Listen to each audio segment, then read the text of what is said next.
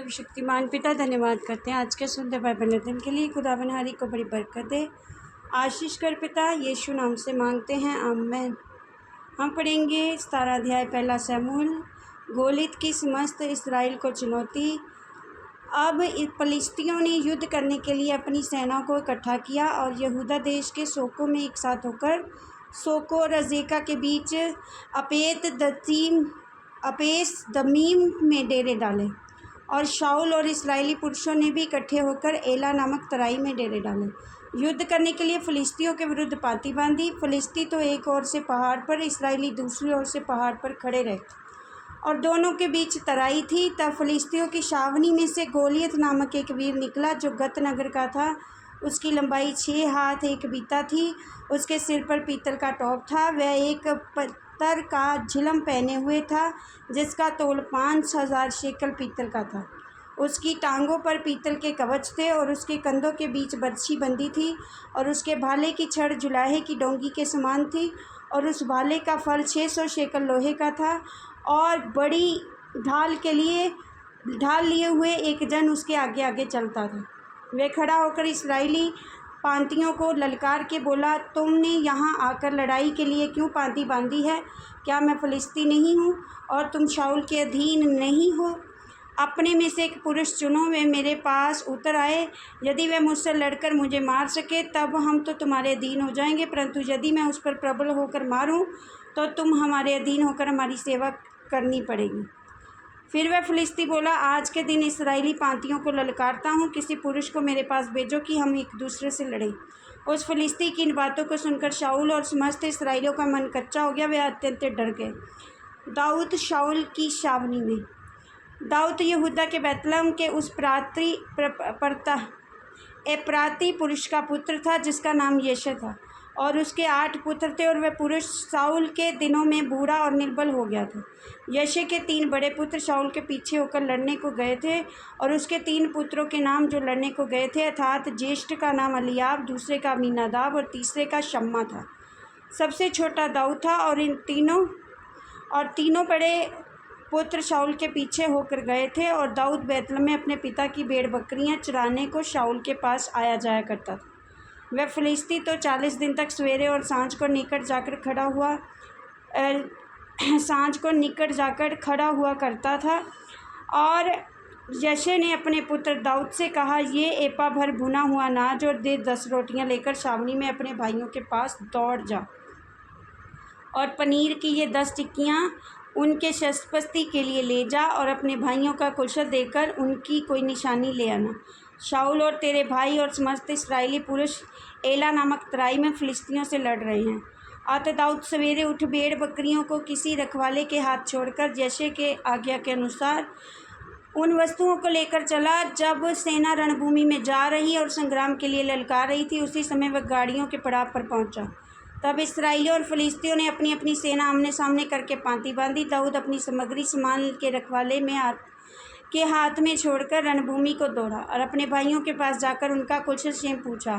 वे उनके साथ बातें कर ही रहा था कि फ़िलिस्तियों की पाँतियों में से एक वीर और गतवासी गोलियत नामक वह फ़िलिस्ती योद्धा चढ़ आया और पहले की सी बातें कहने लगा। दाऊद ने उन्हें सुना। उस पुरुष को देखकर सब इस्राएली अत्यंत भय खाकर उसके सामने से भागे। फिर इस्राएली पुरुष कहने लगे, क्या तुमने उस पुरुष को देखा जो चढ़ा आ रहा है? निश्चय वह इस्राएलियों को ललकारने को चढ़ा आता है। जो कोई इसे मार डालेगा उसको राजा बहुत धन देगा और अपनी बेटी का विवाह उससे कर देगा और उसके पिता के घराने को इस्राएल में स्वतंत्र कर देगा। तब दाऊद ने उन पुरुषों से जो उसके आसपास खड़े थे पूछा, जो उस फ़िलिस्ती को मार के इस्राएलियों की नामधराई दूर करेगा उसके लिए क्या किया जाएगा? वह खतना रहित फ़िलिस्ती क्या है कि जीवित परमेश्वर की सेना को ललकारे? तब लोगों ने उससे वही बातें कहीं और ये कि जो कोई उसे मारेगा उससे ऐसा किया जाएगा। जब दाऊद उन मनुष्यों से बातें कर रहा था तब उसका बड़ा भाई एलीआब सुन रहा था। एलीआब दाऊद से बहुत क्रोधित होकर कहने लगा, तू यहाँ क्यों आया है और जंगल में उन थोड़ी सी भेड़ बकरियों को तू किसके पास छोड़ के आया है? और तेरा अभिमान और तेरे मन की बुराई मुझे मालूम है। तू तो लड़ाई देखने के लिए यहाँ आया है। दाऊद ने कहा, अब मैंने क्या किया है? वे तो निरी बात थी। तब उसने उसके पास से मुंह फेर के दूसरे सम्मुख होकर वैसी ही बात कही और लोगों ने उसे पहले के समान उत्तर दिया। जब दाऊद की बातों की चर्चा हुई तब शाऊल को भी सुनाई पड़ी और उसने उसे बुलवा भेजा। तब दाऊद ने शाऊल से कहा, किसी मनुष्य का मन उसके कारण कच्चा ना हो, तेरा दास जाकर उस फिलिस्ती से लड़ेगा।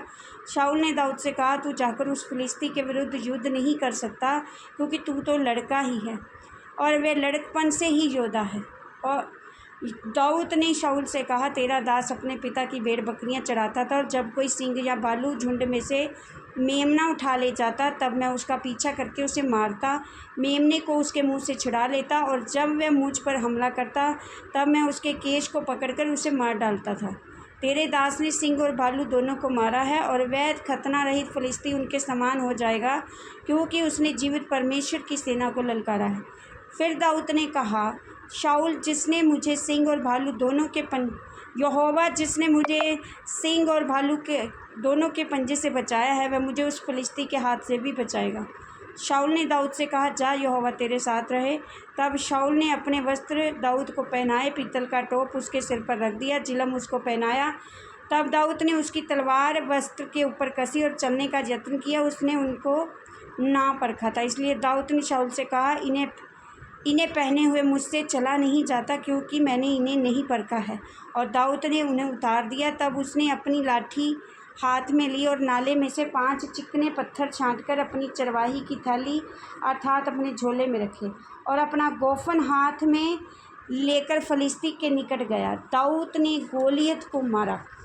फलिस्ती चलते चलते दाऊद के निकट पहुंचने लगा। जो जन उसकी बड़ी दल के लिए था वह उसके आगे आगे चला। जब फलिस्ती ने दृष्टि करके दाऊद को देखा तब उसे तुच्छ जाना, क्योंकि वह लड़का ही था और उसके मुख पर लाली झलकती थी, वह सुंदर था। तब फलिस्ती ने दाऊद से कहा, क्या मैं कुत्ता हूँ कि तू लाठी लेकर मेरे पास आता है? तब फलिस्ती अपने देवताओं के नाम लेकर दाऊद को कोसने लगा। फिर फलिस्ती ने दाऊद से कहा, मेरे पास आ, मैं तेरा मांस आकाश के पक्षियों और वन पशुओं को दे दूँगा।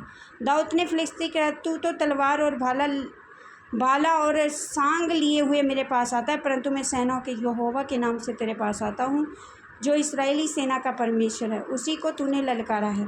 आज के दिन यहोवा मुझको तेरे हाथ में कर देगा और मैं तुझको मारूंगा और तेरा सिर तेरे धड़ से अलग करूंगा। और मैं आज के दिन फलिस्ती सेना के शव आकाश के पक्षियों और पृथ्वी के जीव जंतुओं को दे दूंगा। तब समस्त पृथ्वी के लोग जान लेंगे कि इस्राएल में एक परमेश्वर है, और ये समस्त मंडली जान लेगी कि यहोवा तलवार या भाले के द्वारा जयवंत नहीं करता, इसलिए कि संग्राम तो यहोवा का है, वही तुम्हें हमारे हाथ में कर देगा।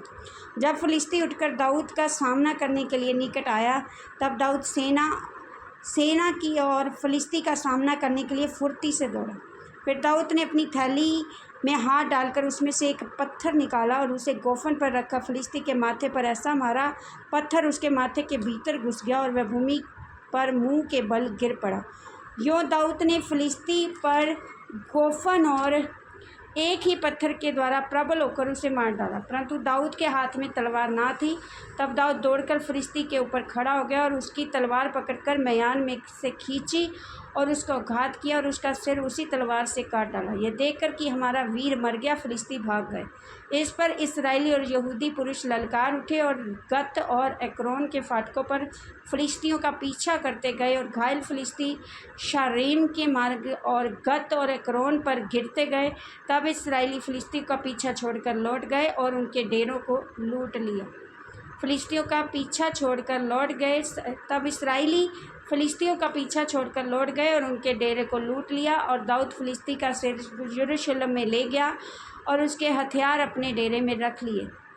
जब शाऊल ने दाऊद को उस फिलिस्ती का सामना करने के लिए जाते देखा तब उसने अपने सेनापति अबनेर से पूछा, हे अबनेर, वे जवान किसका पुत्र है? अबनेर ने कहा, हे राजा, तेरे जीवन की शपथ मैं नहीं जानता।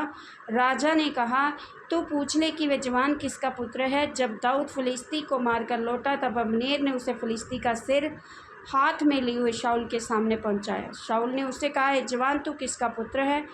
दाऊद ने कहा, मैं तेरे दास बैतलहम वासी यशे का पुत्र हूँ। इस वचन के द्वारा पर ब्लेस करें कि आमीन। सब कुछ है मसीह।